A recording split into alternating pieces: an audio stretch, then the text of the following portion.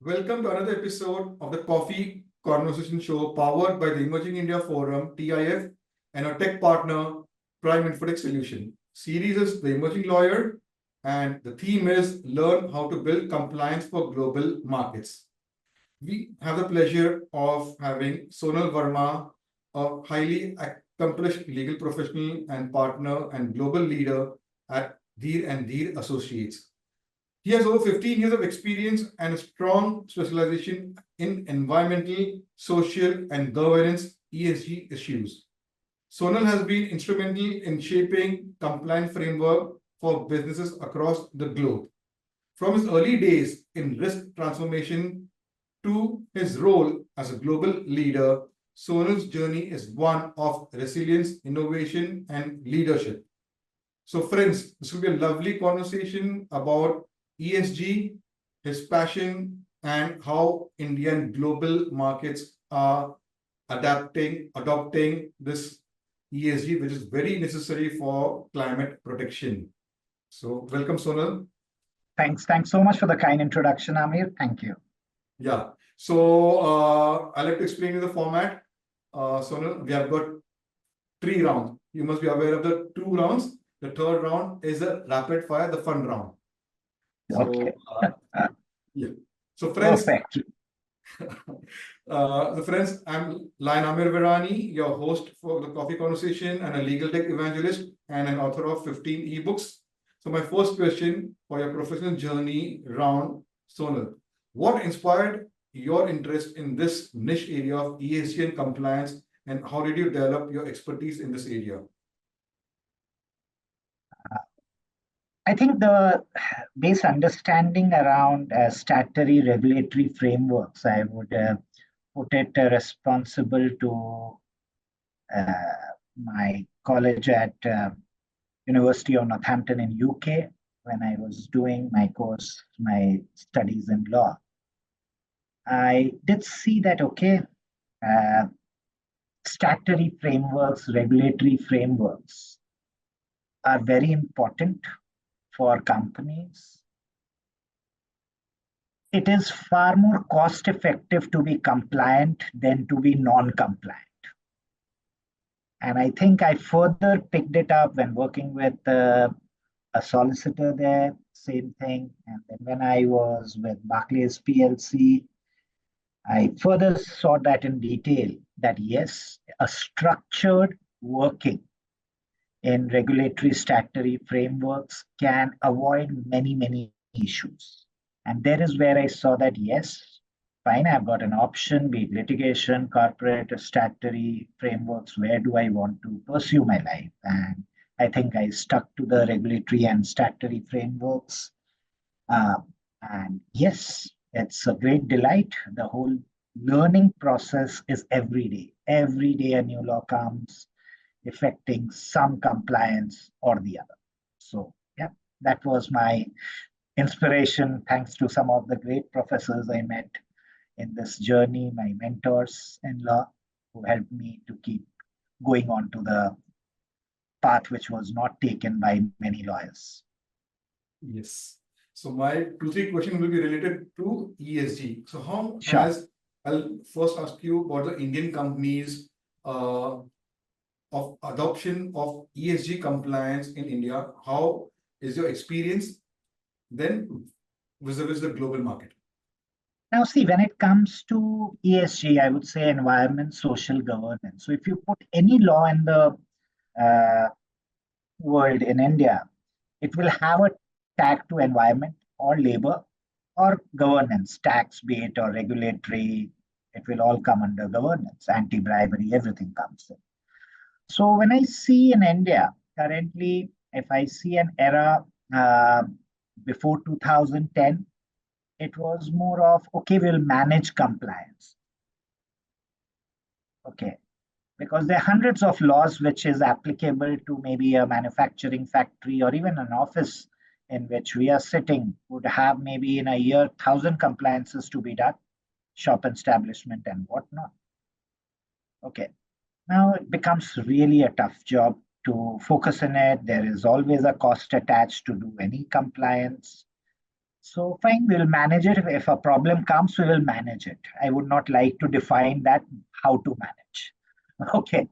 So then I saw a period from 2013 onwards in India when the new Companies Act came, and it started putting that onus through Section 134 that, okay, companies need to have a statutory framework, more structured.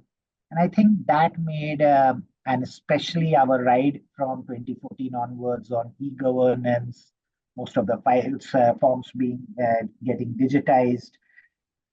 Companies, I would say, till 2015-16 were at least deciding, no, this managing thing wouldn't work. We need to start hiring professionals to help us decode this 5,000 compliances which are applicable to me. It's far more cost effective than getting caught for a non-compliance anytime. Our production can go down, can be stopped completely. And I would say it was primarily from 2018-19 onwards when the global investors, under the different frameworks they follow on UNPRI or others, be it a GRI index, those voluntary codes, they started saying, okay, if you need to get this many funds, you need to align with it. So it was over and above the Indian laws which you need to configure. So coming to your question, I would still categorize Indian companies, few of them as laggards. Still, hum manage kar lenge. Then there is a huge quantity of companies who are followers. Okay, I'm in making paints. I will follow what my other peer in the industry does. Okay. And then there is a 10%, 20% segment which are leaders who will not do an activity. Like I know about a client of mine who has decided that, okay, we will not rent any premises if we do not have a green energy supply in that office. So definitely, I think that movement from laggard to followers is increasing at a great pace. So I would say another 3-4 years time, we'll have maybe only 10% companies as laggards, majority into followers, and these laggards moving into leaders. So that's how I see how it's panning out in India. That's interesting. So what are the measures being taken by government for awareness for this? Because environment safety is very important for climate change is happening in India as well as globally. In what do you say, Antarctic, the ice waters are migrating, lands are getting what do you say, screening. So we have to also in India also take measures. So it's not only companies, individuals have to take, but companies have to take special measures of India for the safety of their employees. So awareness, how is other awareness session being carried out from, I need to understand from you, sir. See, now coming on environment, health and safety, that has been in Indian companies, I would say even in 80s, 90s. Things really took a more serious thing once environment impact assessment started happening towards 2009-10. So any new factory you're putting, you need to have that 400-page report. There will be recommendations for improvement. And then the National Green Tribunal came in place thereafter. We had a fairly robust act under as EPA, Environment Protection Act, through which you say all the aspects of air, water, noise, all pollution being taken control of. And now as India being a signatory in 2015 on the Paris Climate Agreement, each year we as a government join the COPs, Confederation of Party meets. This time it's in Baku in November, December. Last year it happened in Dubai, COP28. And we are having a significant voice there. And because of all the nationally determined commitments which India has taken because of Paris Climate Agreement, the last one came out in 2021. So those NDCs, because we have to align, we have seen lots of changes in the legislations also, like the e-waste rules came out in 2022, the new one, and some amendments happening on the battery disposals. Today also, I think in this week, we had something come up new on plastic again. So on every aspect, I think our lawmakers are really working hard to make sure that these things are followed by companies. And uh, uh, the perspective is clear. As I said at the start, we don't have a planet B. All of us can't afford to have one of the Elon Musk or Jeff Bezos uh, vehicles to go to into a X planet and habitate. Right, on a lighter note. So this is planet A.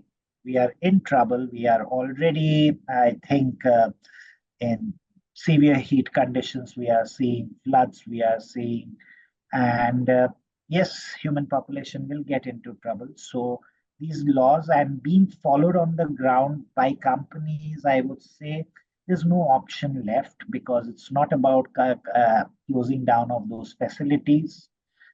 Uh, you have to do it.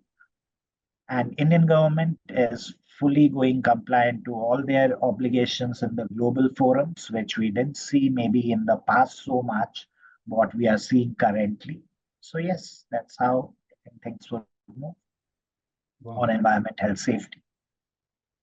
So Sunil, what role do you think ESG and corporate governance will play in shaping the future of Indian business as well as global businesses? See, it will play a very major thing from two perspectives, two major or three major stakeholders.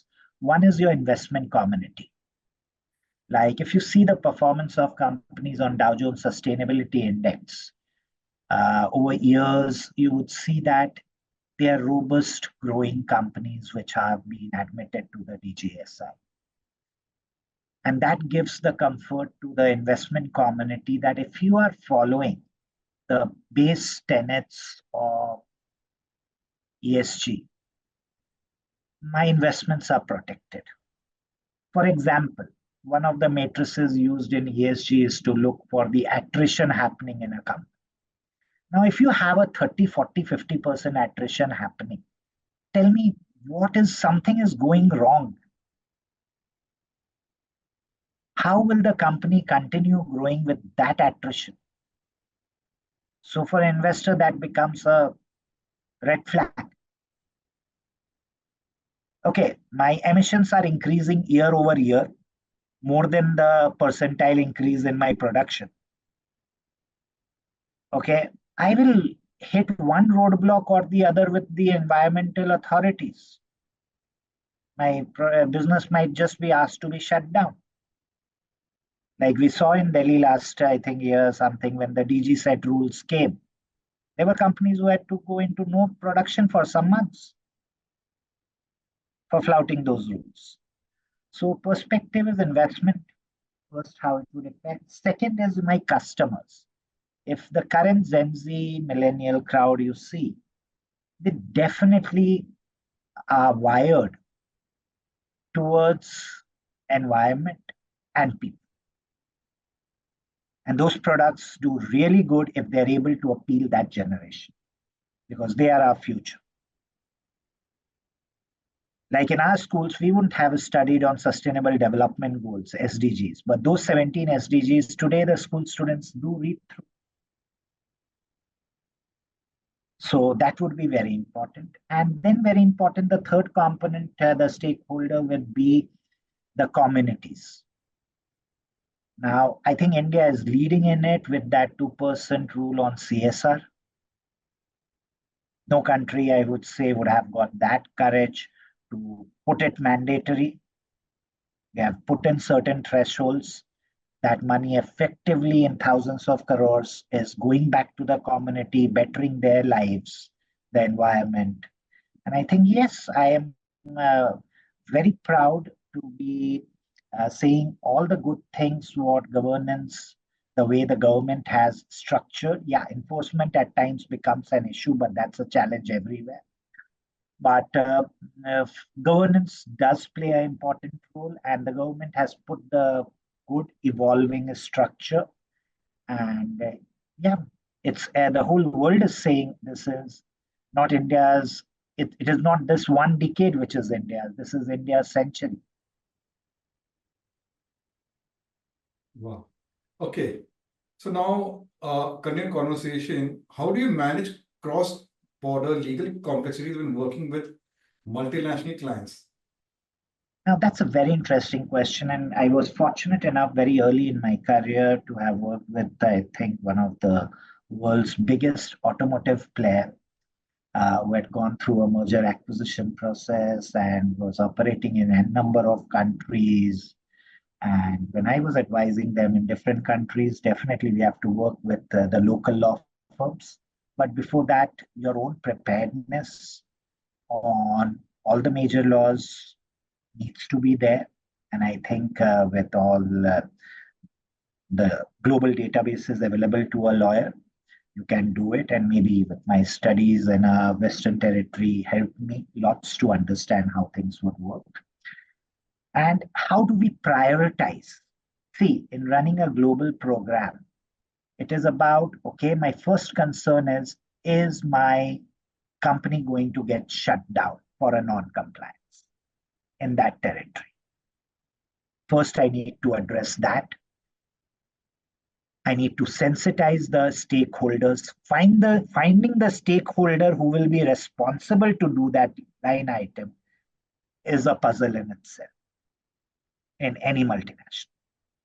So we will need to set up the organogram, training, sensitization around what needs to be done, if any updates happening on it, how it would work. So it was a tiring job for me, I would be very honest, for me and my team to have taken up one jurisdiction and have rolled out a robust compliance framework.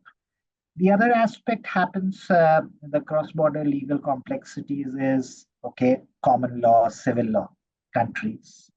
So when I'm doing something in France, for example, all the laws are codes. Okay, I'm doing it in UK, it's a common law. Okay, fine, very much like India, you have the laws, updates coming in, going about it. And with so many of the updates coming in every day, like when I was doing with a company in Brazil or in Australia, I felt Indian authorities issue lesser notification circulars than what Brazil and New South Wales in Australia does. Very complex territories to operate. And there is where lawyers become very handy. So we would need to understand laws, seek support with the local councils, and have a teamwork, prioritize. So first thing, as I said, business shutting down. I would need to prioritize those compliances. Secondly, I would need to see, is any of the key manager personnel or directors going to be put behind the bar? Imprisonment becomes my second important perspective. Thereafter, any non-compliance which can lead to a fine of $1 million or plus. So those three risks is my first thing to sort whenever I'm putting up a compliance in any country.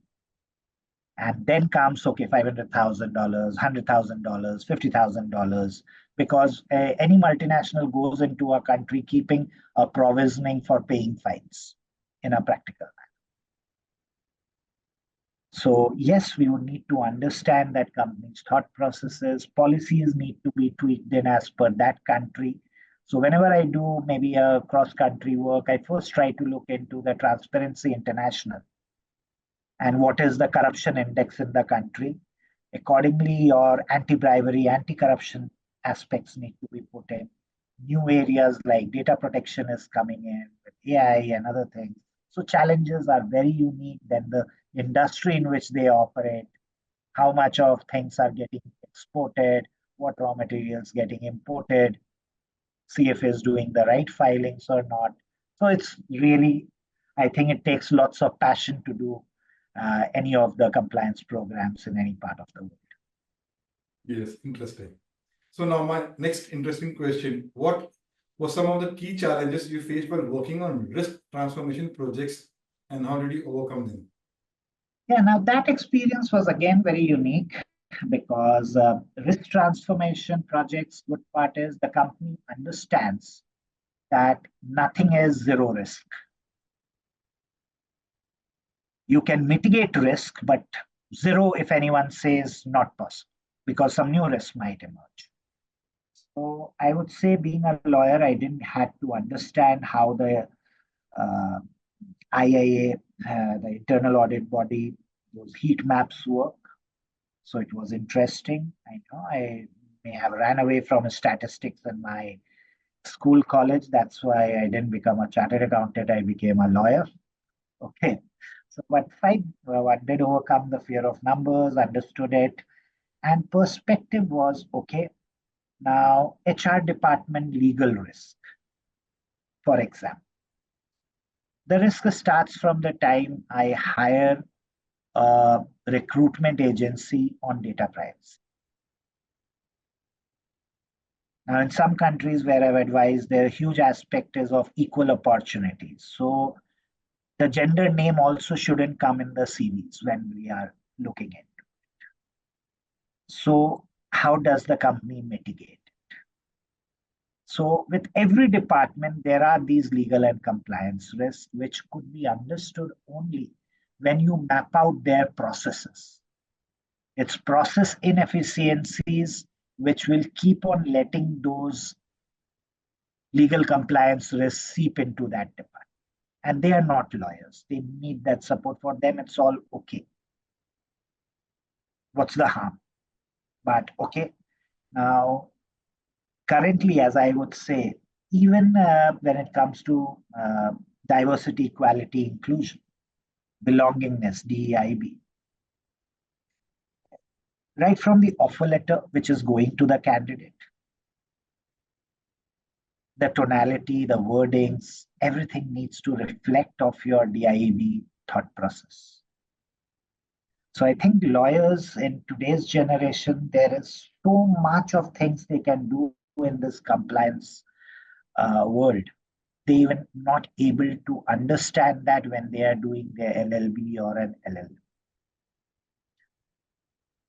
So yes, it's all interesting.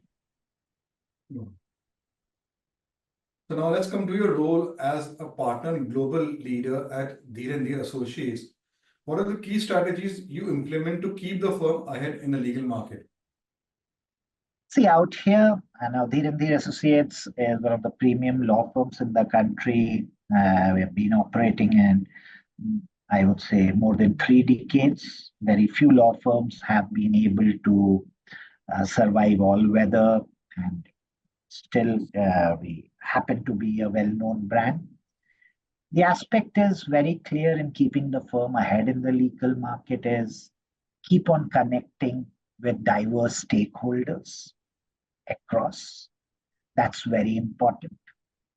Second is the world is changing, like AI getting into our legal service offerings, other things you will have to take care, be it your internal processes. You will have to put in, we have got some digital-led services. So to keep the firm ahead, I would say get that aspect which each of our people have is passion to excel. And that we will have to do by, I would say, stakeholder engagements, adopting technology, have digital-led services, become a preferred choice of global clients to hire the firm, be a partner to our Indian clients who are expanding globally. So yes, I think that all keeps us in the growing part, and I think we will keep surprising the legal market always. Very true, very true. You are guiding my conversation now, as you said about AI. So my next question will be covering your author's journey. You recently presented your book, AI for Good, India and Beyond to Law Minister Shri Arjun Ram Meghwal. So how was the experience and what brought you in writing books? Okay.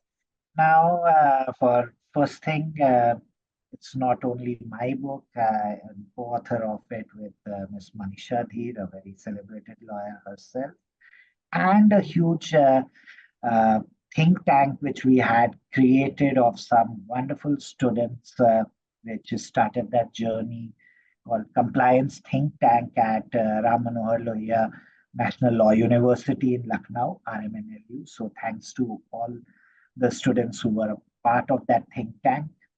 And AI, if you talk to me personally, my personal opinion out was it's been last year when ChatGPT was launched last January. It was democratization of AI.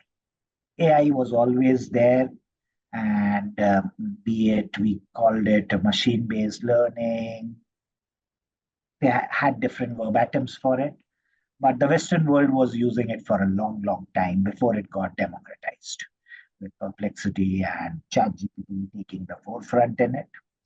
And with any new thing which happens, definitely the regulators would start thinking and have to regulate, because innovation uncontrolled has its own downfalls. And there is where I said that no, I think in India, where there would be very few people with a regulatory background to comprehend what's happening globally, because Indian companies are now becoming multinationals, tech side especially. And even our students in colleges, they would need a reference material, how the AI law and regulation in China, Brazil, EU, how is it, US, how it's developing. And that was the very fundamental of putting everyone. We all came in together and got this book, AI for Good, India and Beyond. And I would say that the interaction with our beloved Law Minister of India, Megwalji, was nothing short of fantabulous, is the word I would say.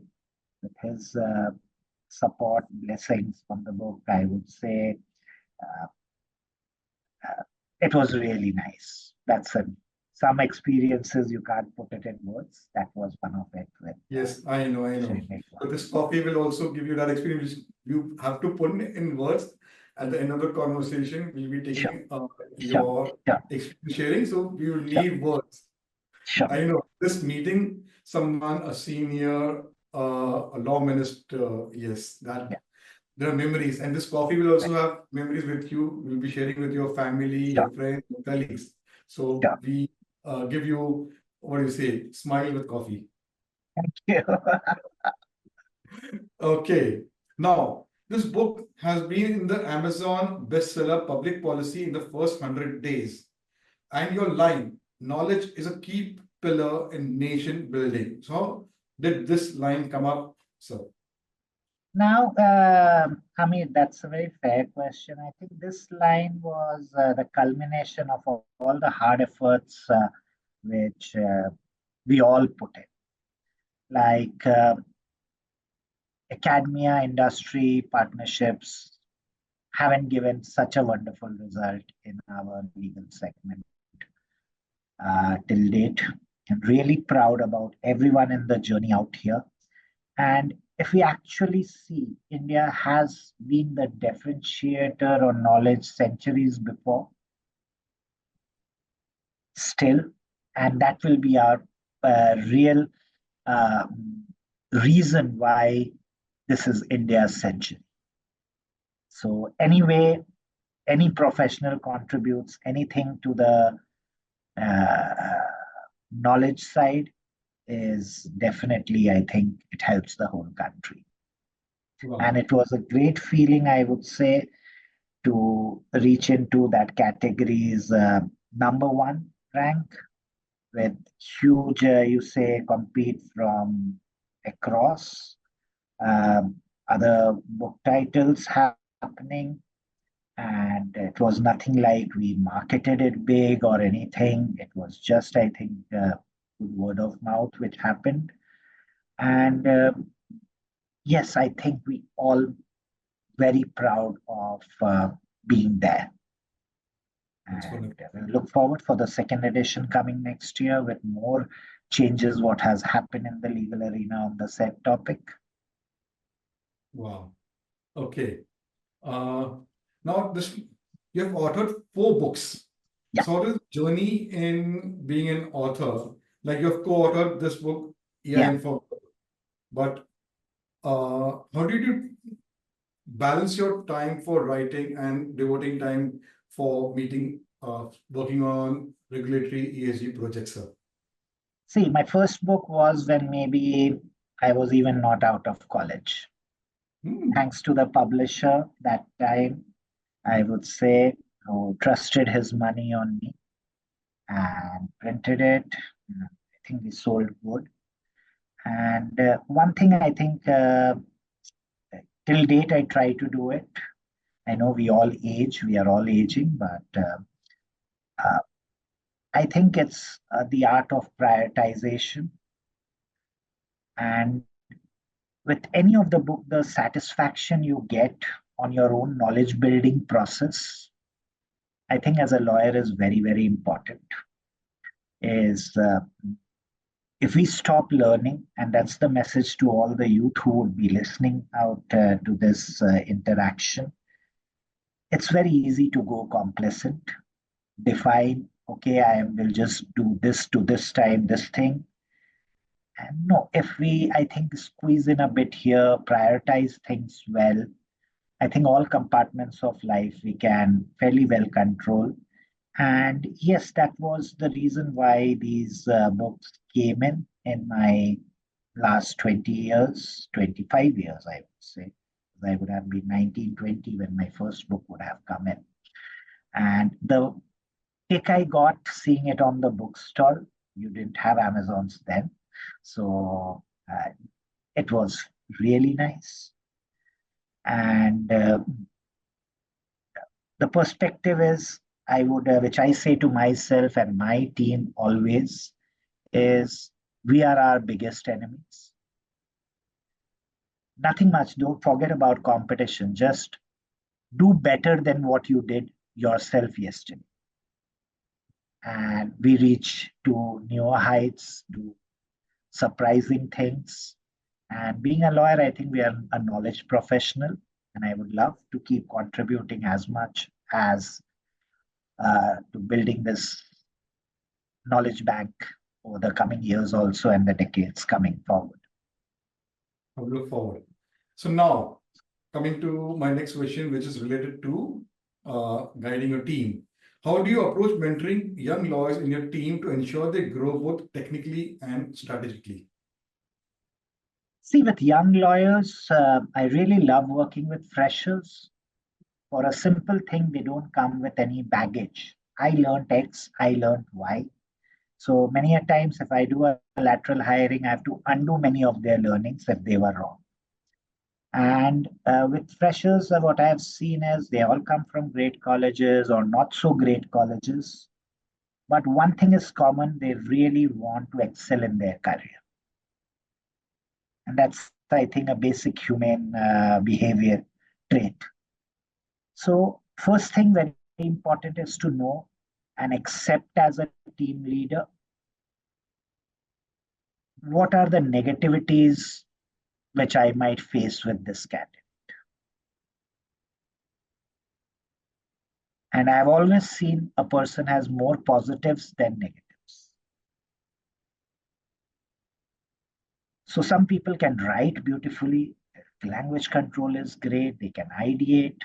Someone is very good in collating data, research, but when it comes to writing, they might not give the best output, but they're fantastic researchers. Some are good writers.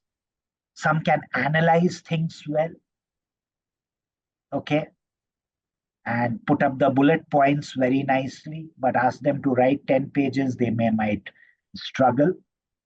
And the ultimate goal is fair talking to each of these people in my team, that ultimately all of these skill sets I need to build up in you over the next 2 years or 4 years.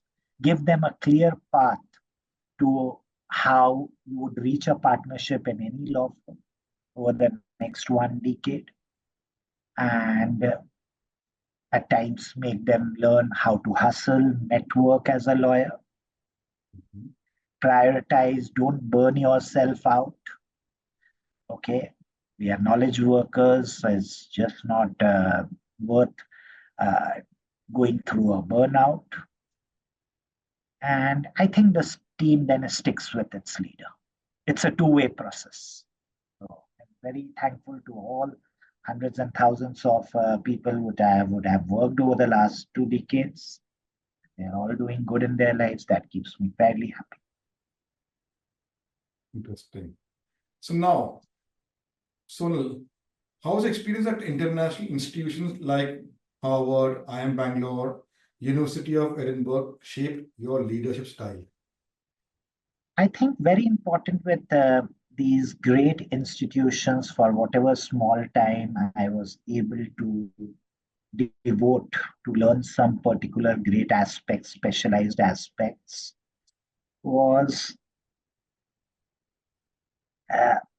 you need consistent mentoring, learning in a structured manner. And I think these were some of the best places I would have ever thought to step in. But we all, to run our house, have to do a job also. We can't be studying infinite. So whenever I got time and could have devoted time. So one nice thing I would say with the experience and the leadership style, what helped was all 5 fingers are not the same. Right. That important messaging, I think I learned.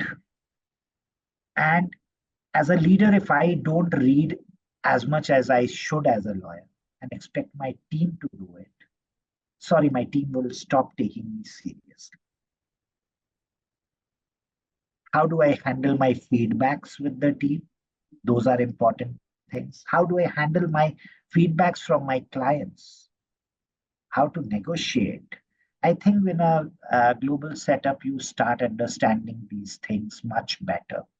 We become far more calm, but our passion is still there intact. And we are knowledge workers, as I am re-emphasizing.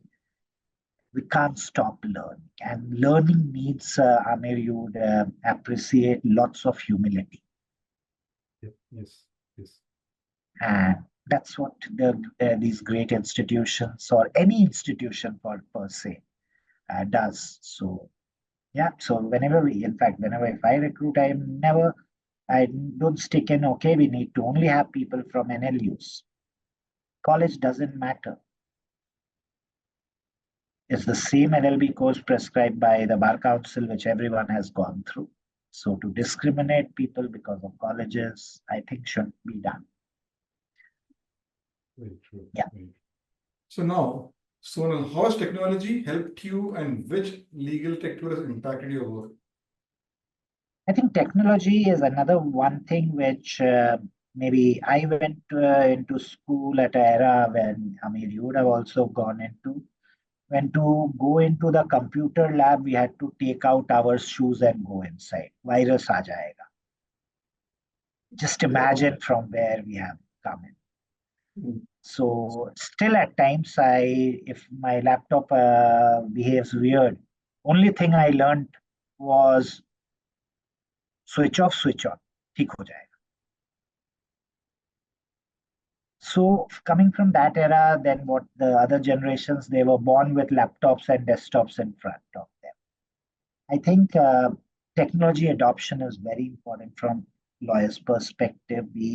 How these databases of LexisNexis, Thomson Reuters gets the globe on your fingerprint. You have lots of these for structured project management, these tools which you have, you need to use them. Today, if you see the government tenders all go through the GEM platform. Without knowing what technology is being used where, I think we would have gone redundant. I would say, and I myself has led in innovating development of some great legal tech tools in the past, digital-led services using technology. So I think there's been lots of close working with different technologies in the last 2 decades, which I would have done personally. And it just keeps evolving. It just keeps evolving.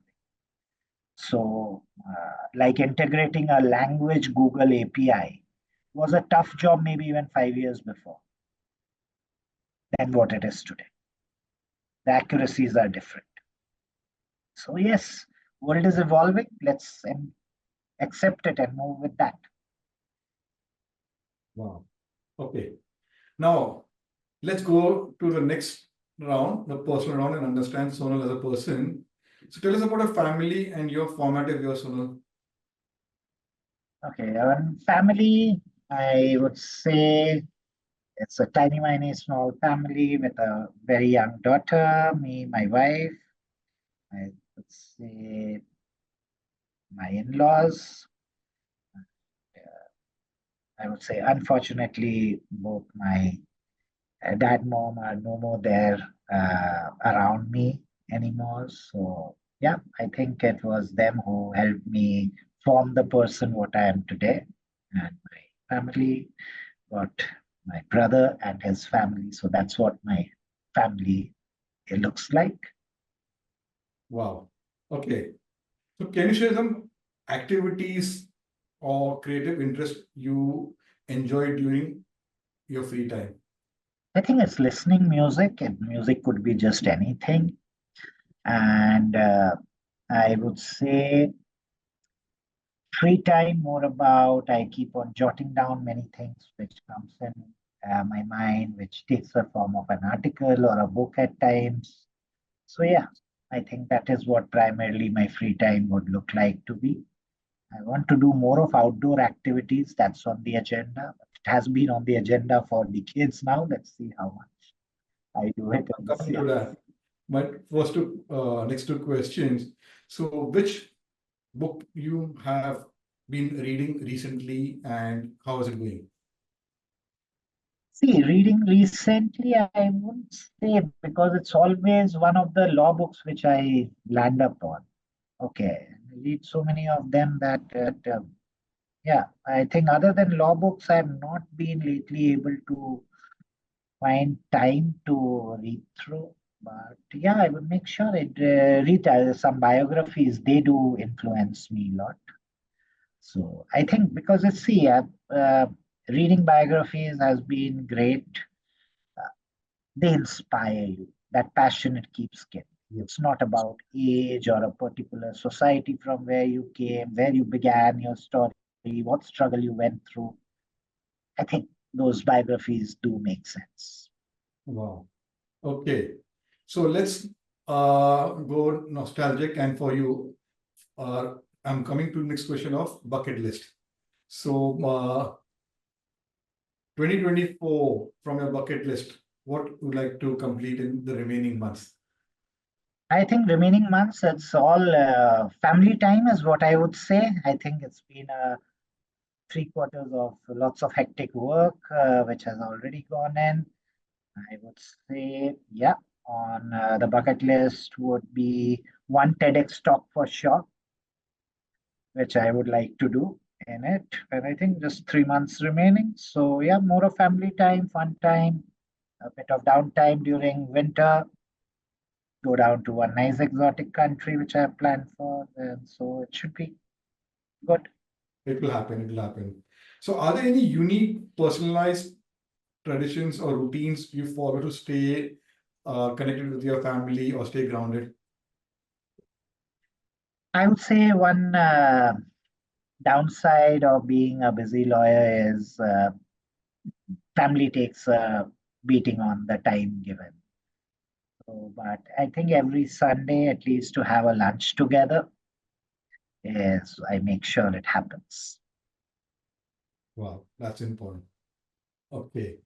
So, how do you stay connected with your friends in spite of your busy schedule? I think thanks to technology, WhatsApp, some of those school groups, college groups, I think beyond that, none of my friends I'm able to connect much. Yeah, when I do travel to some cities, if they are around, catch up for a coffee or something, quick exchange of lives. But I would say I would give me 100 marks to myself in keeping those relationships. Now let's go to Again, the your. downside of being a busy lawyer. Don't worry. So now the clients have become much better friends because we meet more often. Okay. So now, how's experience at University of Northampton? Now, the experience I would again say was primarily I chose this university, was lucky to be admitted out here with a scholarship to some extent. It was outside the hustle bustle of uh, London, the nearest good university it was, and had a nice countryside thing to it.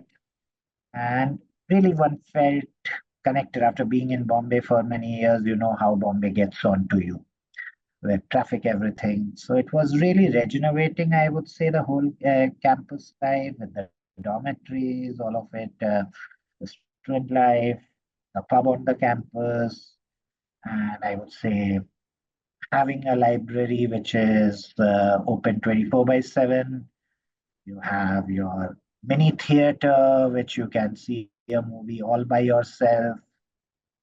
Those computer centers where all the hustle bustle through the night would happen, all research. And great part was, I would say, it the onus to learn is on the student. Hmm.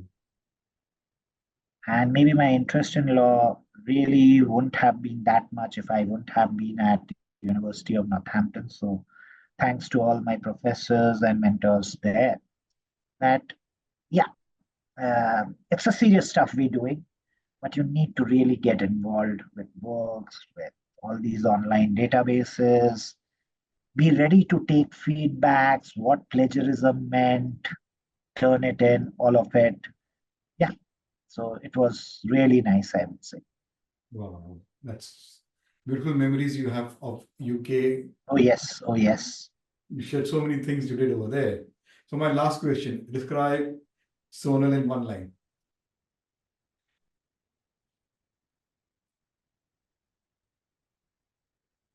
I would say that's a tough one, actually. It is. Question is very short, I but know, you're contemplating what to yeah, say. yeah. So I would say just one thing is the best is yet to come. Wow, beautiful. Okay, so let's go to the next. Let's have some fun. The rapid fire Sure. round. Okay.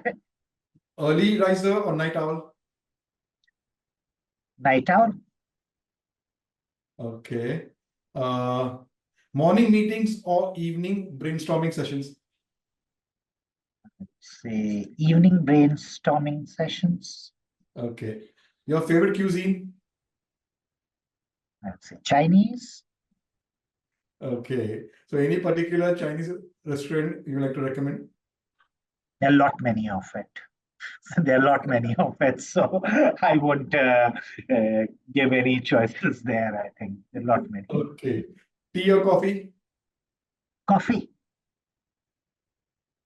Yeah, coffee. Yes. Okay. One word to describe your leadership style. Inspire. Inspire. A mentor role model you look up to. I say again, it's too many people in my life who have influenced, but I would say my dad. Wow. Beautiful. Beautiful. Your favorite color? Red. Okay. So friends, it was a lovely conversation. So sorry. You did well, and you get this copy, ebook, Okay. which I'm Thanks. authored. Thanks. I'll autograph and send Great. it to you. When we are meeting for that meeting Sure. coffee, When we'll catch and the up work and was due. Yes, we have to. Yeah. So, friends, it was a lovely conversation on going through Sonal's journey. He shared many insights, and one particular line, ke lawyers are knowledge warriors. That was very beautiful way of describing about lawyers. And do watch this episode on learning about ESG, regulatory compliance. He has beautifully explained, and any lawyer who wants to enter this field of ESG, this is the episode which you like to watch, learn, and imbibe in your career. And any companies, Indian companies, MNCs in India, you want to implement ESG policies. So Sonal Verma is a man at the Dhir Dhir company. We'll share the details on a YouTube channel. You can connect with him. And we have over 200 plus episodes on our YouTube channel with different subject experts. So subscribe, get notified, and you will be listening to these beautiful people. Look forward to having another conversation over coffee with another speaker. So enjoy your day. Thank you. Thank you.